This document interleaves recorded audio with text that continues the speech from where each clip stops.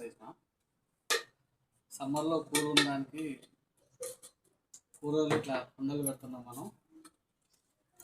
దీనికి ఇట్లా రబ్ చేసి లోన కూడా క్లీన్ చేసుకొని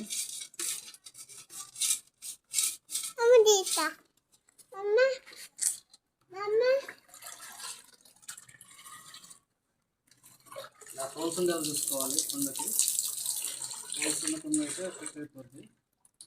పజ్జ దీన్ని గడ్డిలో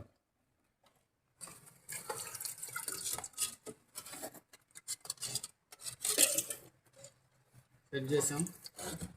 ఆన్ చేశాక చూద్దాం ఏం జరిగిద్దాం. ఇలా ఉండలో చూసుకోవాలి.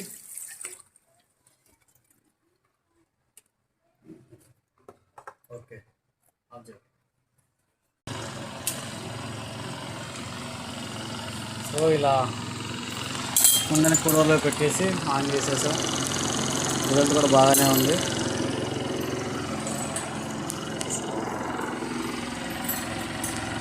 Nice idea. ఓకే.